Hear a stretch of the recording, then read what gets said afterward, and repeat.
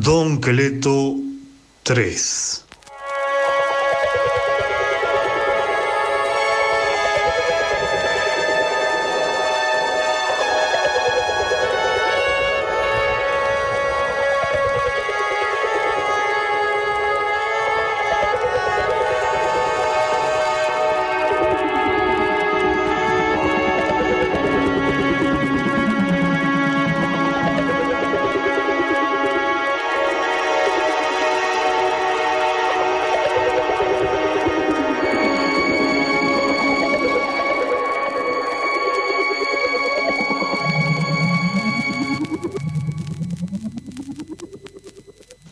Don Cleto no podía entender que no lo entendieran.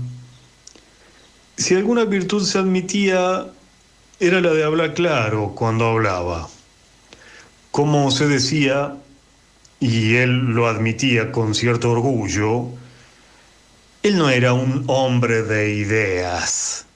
Y aún más a fondo en su pensamiento, él tenía un despectivo menosprecio a esos palanganas de guante blanco, de modales calcados en los salones europeos, que presumían citas de Plutarco, Platón, Aristóteles, la enciclopedia, empapelando el cielo de la República con sus farragosos libelos lenguaraces, y se rasgaban las vestiduras clamando contra el fraude y la burla electoral al soberano, como lo apodaban al pueblo, cuando bien sabía don Cleto que todos comían del mismo plato, aunque amolaran la paciencia con su terminología de proteccionismo, jeroglífico que él reducía a una proposición simple y sin atenuantes.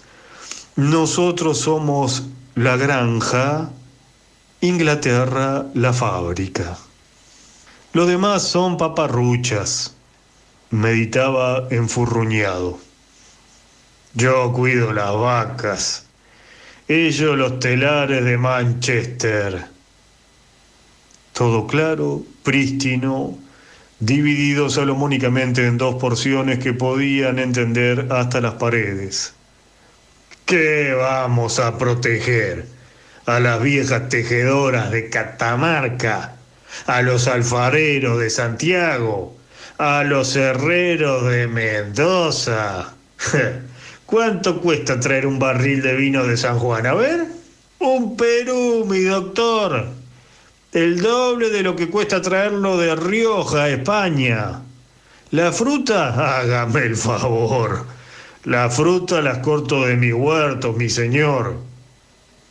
El país ha prosperado con la cooperación bien entendida. A cada cual lo suyo, su merced. Por algo hemos defendido el puerto bienhechor de donde nos llegan todos los bienes del mundo. ¿Qué tenemos nosotros que ofrecer en cambio? El ganado, mi amigo. Eso de los cereales será para las calendas. Algún día puede ser, no lo niego. Pero eso a cambio de llenar de gringos gritones estos campos de Dios, de enturbiar nuestra noble sangre criolla, de alterar las costumbres hidalgas de nuestra raza. Echa usted a pastar unas vaquitas en estas praderas del cielo y después me cuenta. Aquí el oro anda caminando, multiplique usted el ganado y lo verá. Además, ¿con qué vamos a afrontar nuestras obligaciones y pagarlos en préstitos? ¿Con vidalitas? Mr. Maclay me ha dicho días atrás, muy obsequioso, que la corona británica está orgullosa de esta joya que reluce más que ninguna en todo el imperio. Créame lo que le digo. Contamos con ellos incondicionalmente. Lo demás son guitarreos de gauchos andrajosos. Y eso del fraude, mi doctor, es un recurso patriótico. ¿Qué sería de esta pampa si no estuviéramos nosotros? Una desolación, créame. Si hasta poner orden y terminar con los perros y los gauchos y marrones tenían estos matreros el tupé de carnear una vaca solo para comerle la lengua, dejando para los buitres la carne, las pezuñas, el cuero.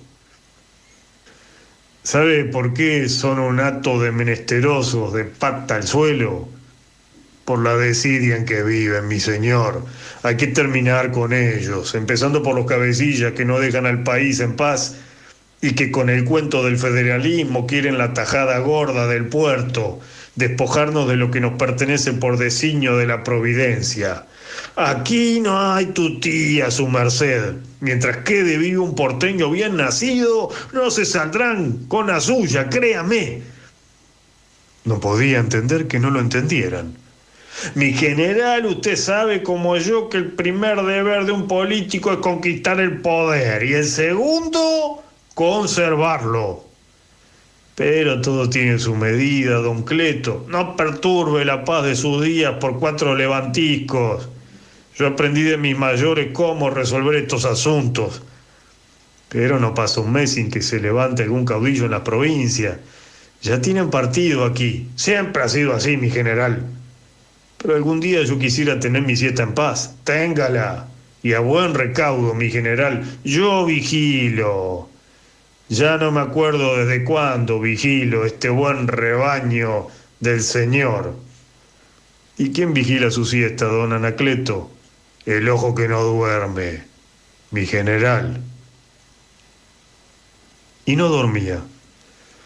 El ojo de don Cleto, insomne como un gato de vidrio, atisbaba entre la luz y la sombra, desde los salones deslumbrantes hasta las callejas más tortuosas de los suburbios. Nada escapaba a su vigilia atenta, tensa, infatigable, de día, de noche, en la afanosa jornada del puerto, en los fogones de la plebe, en las tertulias, en los paseos, en los tedeums y fiestas de guardar. Día y noche, sin asueto, durante los 365 días del año o los 36.500 del siglo, velaba. Y don Cleto cuidaría, pensaba, que el ojo de verlo todo permaneciera aún sin parpadear, velando el sueño del patriciado, de la vaca, hasta el extremo donde las praderas lindaban con las ignotas salinas de fuego blanco, los valles de morado, las montañas, los ríos, por siempre y para siempre, cíclope de las esencias inmutables, guardián de las familias de bien, de los destinados por el Altísimo, en el extremo austral del cosmos, entenados del cielo para preservar el legado sacrosanto del espíritu cristiano, donde reposa, pensaba, el futuro de grandeza del país. El ojo inmóvil de don Cleto tenía a veces una irresistible gracia de dama en los salones, un refusilo de acero en los cuarteles, un taimado guiño en los piringundines del bajo, un pez frío de cuchillos en las trifulcas de los arrieros, una humildad de puntas de pie en la mansedumbre de los criados, una dura catadura de barbijo fiero en los arrabales. Por ese ojo inmutable miraba la delación y la muerte en toda la extensión del país azul. Cuando doña Guminda le pedía que descansara, que no se afanara tanto en los negocios públicos, que cuidara su corazón de toro, él respondía socarrón: el ojo del amo engorda al ganado, mija. Aunque todos miraban por el ojo de don Cleto, nadie sabía quién lo hacía expresamente y, por las dudas, todos se apresuraban a mirar primero, seguros hasta los huesos del miedo de que a ellos también los estaban mirando desde algún sitio ignoto, imprevisible, inevitable. Cuando el comedido llevaba la confidencia, era frecuente que el señor de los muros ya estuviera al tanto y mientras lo palmeaba agradecido acompañándolo hasta el pasillo de salida de la casona, le dejaba caer como una zona de misterio impenetrable su consejo patriarcal que helaba la sangre. Pórtese bien y tendrá de todo, mi querido. A veces en una provincia remota se detenía el tren y de él bajaba el ojo de don Cleto en número de 3, 4 o 5 hombres vestidos de negro, chambergo sobre las cejas, mirada breve y escurridiza, que raramente hablaban con nadie, ni con ellos mismos entre sí, y se dispersaban en el andén. Antes que nadie pudiera advertir sus presencias extrañas, ya el tren los reunía de vuelta en los vagones atestados de la segunda clase, lejos del estupor provinciano y el vocerío dramático de los vendedores del diario del día. ¡Mataron al gobernador! ¡Mataron al gobernador!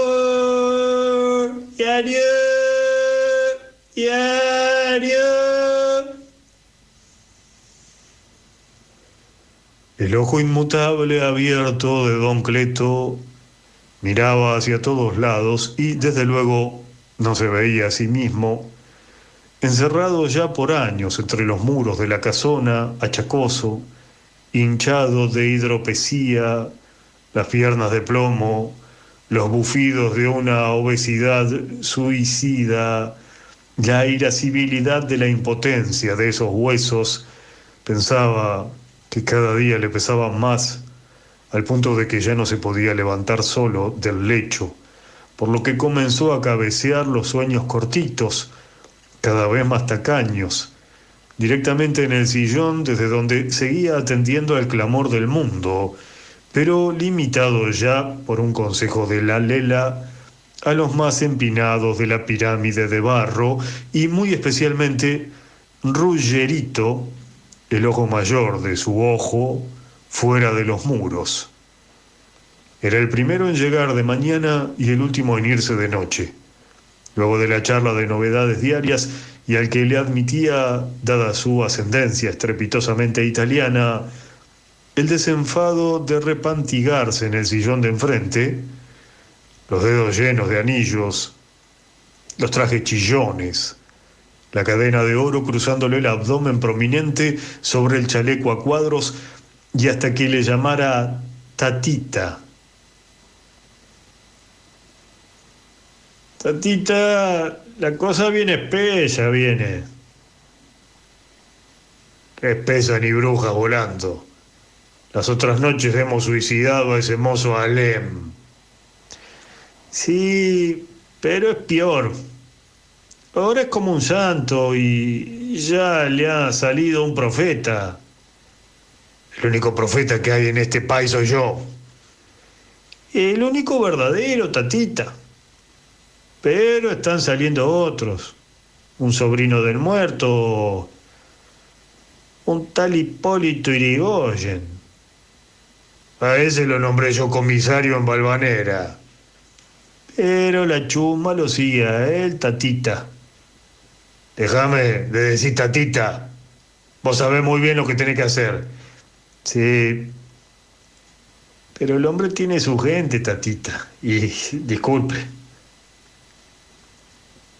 El último ojo de don Cleto lo miraba fijo, repantigado en sillón, pensando o no pensando en la lluvia ahí afuera, en su inevitabilidad, en la sudestada cíclica, en el rigor de las calles que medio siglo atrás don Cleto había dejado de transitar, en el envión brutal del viento, en la multiplicación alucinante de la chusma que salía como una varada del diablo de las bocas de los conventillos, de los turnos de las fábricas que don Cleto no sabía que existían ya por cientos, los peligros que acechaban a su prosperidad crecida como un poder dentro del poder de don Cleto, y en algo que le había sobrevenido con los años, el miedo. Saliendo de su hondura, que era lo único que le quedaba, don Cleto dijo: ya le he dicho a Sáenz Peña, si no se lo puede comprar, que les den el poder. Así se hunden de una buena vez. ¿El poder? Es un decir, mijo, que le den las elecciones y todas esas zarandajas del voto universal y el bastón de mando y las medallitas de diputados. Ellos creen que el poder consiste en eso. No te olvides que son pobres, como los indios cuando llegó Colón. No sé si me entendés. Espejito, espejito, mijo. Y tuvo un acceso de tos. Zenobio Aíta de Cisneros, Don Zeno, como se abreviaban entonces los caudalosos nombres que él había dejado ahí, después de podarle 3 homenajes a otros tantos abuelos y un par de apellidos, Don Zeno, como llegó a sabérselo después que el círculo de sus amigos y parientes terminaron de podarlo, no trabajó nunca, siendo como fue hasta la muerte secretario de Proveídos de la Procuraduría General de la Nación, función tan totalmente ignota que ni el mismo Don Zeno llegó jamás a saber en qué consistía. Había llegado al presupuesto general de la Nación como supernumerario, por indicación de Don Cleto, que nadie recordaba en cuál sacudón del árbol estéril de la gobernación de la provincia, poco después que Dardo Rocha cabalgara río abajo y fundara la capital de la Pampa húmeda, también a orilla del río, llamándola La Plata, sin exagerar un ápice de su imaginación. Sitio que don Zenobio tampoco conoció nunca, pues que hasta los sueldos, sí que magros, los cobraba en la Casa Rosada por un extraño entredicho burocrático que lo convertía en funcionario nacional dentro de la administración provincial, pero que claramente consistía en enviarle molestias por un lado y por el otro, el verdaderamente importante, en cagarle al presupuesto de la provincia el sueldo político de un hombre de pro de la nación. Favores de don Cleto. Durante 72 años, hasta que se probó su muerte 20 años ha, la contaduría de la provincia se volvió loca de atar tratando de introducir este ítem en su presupuesto, de tal modo que el último balance interno traía un capítulo especial con 2 carillas de considerandos, en los que aludía a los pactos preestablecidos, a la integridad territorial de la nación, para que el balance no estallara y arrastrara en su desmadre al mismísimo gobernador. Un joven intelectual, borracho de versos y resentimientos, le llamó a la avaricia a don Zeno el costado de Atila. No gastaba ni saludos. Iba a verlo a don Cleto cada comienzo de año para que le hiciera el favor de ingresarle cada hijo mayor en el ejército, porque como le explicaba sumiso, con la calva inclinada, el muchacho no da para más de inútil. Y ya rogando, yo creo que la patria le encontrará destino, porque eso sí tiene físico para hacer ejercicio, como todo tonto grande, don Cleto. La otra mitad de la verdad era que don Zeno, insaciable en la cama de doña Veneranda, su mujer, le hacía un oficial de línea por año. Demasiadas bocas para un sueldo, como dijo la Lela, que según don Cleto siempre le veía las patas a la sota. Tan avaro don Zeno que no comía guindas por no escupir el carozo. A las 2 hijas que le parió la mujer las hizo monjas para que las mantuviera Dios. No se sentaba para no gastar los fondillos de los pantalones que había heredado de su padre, a tal punto que comía de pie en la cocina, con el pretexto de que los criados se llevaban las sobras, siendo su casa la única casa patricia en la que nunca había sobrado ni un eructo. Pero a don Zeno lo traía a mal traer, como a don Cleto, pero por distinta razón, el desmesurado crecimiento de la ciudad del río. No solo que las orillas resumaban de napolitanos grandilocuentes y bigotudos, andaluces, catalanes tan cerrados como manita de guagua, alemanes enigmáticos y tenderos holandeses, sino que los contrabandistas llenaban las tiendas de trapos y artículos y zarandajas que volvían locas a las mujeres, a las niñas y a los muchachones, que en los locales atiborrados compraban uniformes del ejército de Napoleón, calzones hindúes, medallas chinas, faroles japoneses, palitos de olor, collares, botas de gitanos, perlas del mar de la China, pendientes de Arabia, perfumes franceses, medallas bendecidas por el Papa, polvo de cantáridas, sombreros de Manila, vino de arroz, aguardiente del Cáucaso, rapé, casimires ingleses, zapatos de cuero de vaca de Italia, orejones de Castilla, aceitunas de Toledo, bacalao de Noruega, sardinas de Santurce, uvas de Grecia y, colmo de los colmos, chiripás de Manchester. A don Zeno, que nunca había gastado ni el aliento, ese despilfarro lo tuvo de cama. Se parapetó detrás de su correo mercantil, geográfico, literario y geodésico, año 1, número 1, Imprenta López, calle de la Defensa, casa 2, donde encontró un artículo contra esa libertad de comercio que reducía a polvo la iniciativa nacional y en la que se clamaba por la protección de nuestra artesanía, que tan buenas muestras de calidad había mostrado en los vinos y aceites de Cuyo y la manufactura del cuero en San José de Flores, así como de la platería en San Antonio de Areco, por no hablar de los olivares de La Rioja o la fruta seca de San Juan. Leyó, creyó y se empeñó para siempre. Fue y se quejó a don Cleto. Matearon bajo el ombú del primer patio, don Cleto remolón, don Zeno ansioso y retobado. Don Cleto le explicó: Pambacas vienen zarandajas. Piense, don Zeno, ¿cuánto le cuesta al país hacer una vaca? Pasto y lluvia, porque la tierra está. ¿Cuánto le costaría hacer, digamos, un par de espuelas, un calzoncillo, un poncho, un porrón de ginebra? Una eternidad y más, con estos gauchos dejados y haraganes. ¿Se va a poner usted a fabricar argolla, don Zeno? ¿Frenos? ¿Cuchillos? Deje esos lenguaraces de Mendoza hacer alaracas. ¿Qué pueden fabricar ellos? Sunchos para las borlalesas, vino pipeño, como dicen los chilenos, cadenas para los carros. ¿Y sabe cuánto cuesta traerlos hasta los Buenos Aires? Un platal, don Zeno, un platal. Déjeme a mí con el puerto abierto. Le vamos a llenar la panza de progreso. Que lo proteja su mamá de estos gauchos de mierda. No se entendían. Don Zeno salía de la casona mohíno y resentido.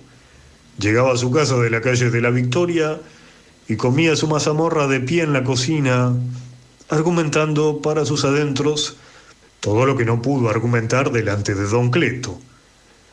Miraba los ojos del negro Benito dialogando por lo redondo del ojo con los ojos de los otros negros de la cocina, masticando temerosos el locro de maíz con tasajo, lejos de sus murmuraciones interiores, ajenos a cualquier interés, mulas de la noria, llenándose la panza sin fondo para ir a roncar su digestión a los galpones, la cabeza agacha sobre el tazón de lata, sorbiendo el contenido como el reflujo del mar de donde habían venido, respirando ruidosamente por las narices, flujo y reflujo de una servidumbre amenazante que, como él pensaba, un día se iría de aquí a la putísima madre que los parió, así de inermes, así de enormes,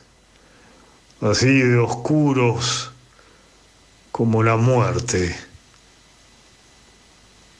Mortificado, seco y calvo como la muerte, don Zeno salía de la cocina del patio a mirar la noche donde Dios se escondía y se ponía a buscarlo entre las altas estrellas, admirando su juego, porque, Como las estrellas eran todas iguales desde donde él las miraba, el juego de Dios era cierto, podía estar en todas partes. Entonces entraba a su alcoba y daba vueltas a su mujer dormida. Don Zeno era amigo de la infancia de don Cleto, por eso tenía acceso directo al primer patio y a las mateadas de don Cleto. A este le divertían no solo sus manías de avaro, también su tosudez. El tema de la libertad de comercio era el único tema político que le ocupaba el seso. Ese y el de colocar a su ristra de hijos e hijas famélicos sobre el plato del Estado, el ejército o la iglesia. Don Cleto hacía chanzas de sus fijaciones y apenas el amigo punteaba con uno u otro de sus asuntos crónicos, don Cleto le decía riendo: tóquese la misma musiquita, don Agapito, si no sabe otra. ¿Agapito? ¿Qué Agapito? Es un dicho, hombre.